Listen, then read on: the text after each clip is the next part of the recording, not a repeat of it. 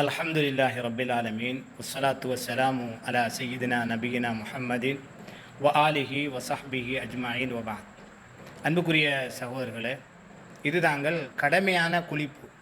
ஒருவருக்கு பெருந்தொடக்கு ஏற்பட்டு விட்டால் மனைவியுடன் உடலுறவில் ஈடுபடுவதன் மூலமோ அல்லது அவருக்கு ஸ்கலிதமாகுவதன் மூலமோ அல்லது பெண்கள் ஹைல் நிஃபாஸ் ஆகியவற்றிலிருந்து சுத்தமாகிற சந்தர்ப்பங்களிலோ, அதே போன்று வெள்ளிக்கிழமைகளில் ஒருவர் ஜும்மாவுக்காக பருவவயதை அடைந்தவர் வருகிற போது இந்த குளிப்பு குளிக்க வேண்டும் என்று ரசூலுல்லாஹி ஸல்லல்லாஹு அலைஹி வஸல்லம் அவர்கள் குறிப்பிட்டார்.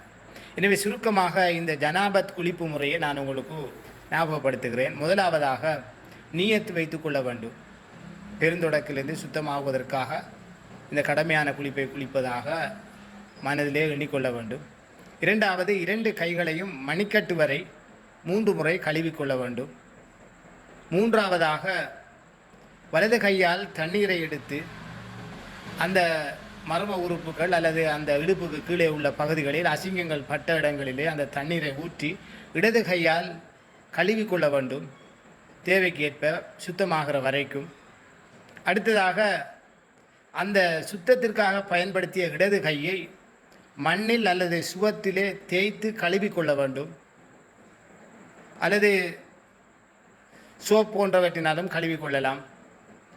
நபிகள் நாயகம் ஸல்லல்லாஹு அலைஹி வஸல்லம் அவர்கள் மண்ணிலே சுவற்றிலே தேய்த்தார்கள் என்று ஹதீஸ்களில் வந்துள்ளது.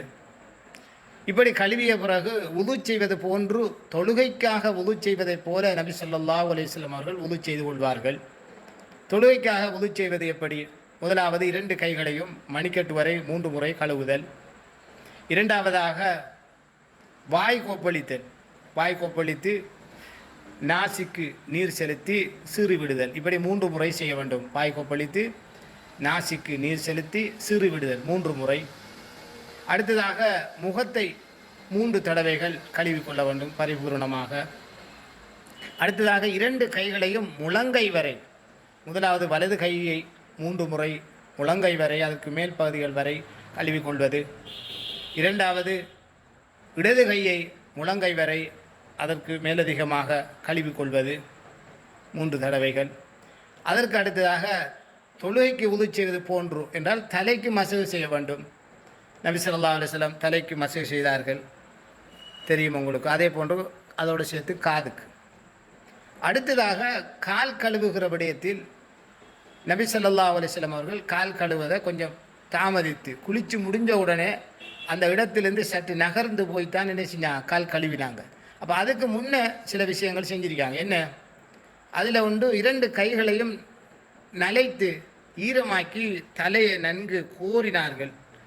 முடியினுடைய அடிப்பகுதிகளெல்லாம் நனைகிற வரைக்கும் நன்கு கோதி அதனை ஈரப்படுத்தினார்கள். அதற்கு பிறகு 3 அள்ளுவைகள் அள்ளி தலையிலே ஊற்றி தலையை கழுவினார்கள். அதற்கு பிறகு வலது தோல் பகுதிகளில் தண்ணீரை ஊற்றி உடம்பினுடைய ஏனைய பகுதிகளை கழுவினார்கள்.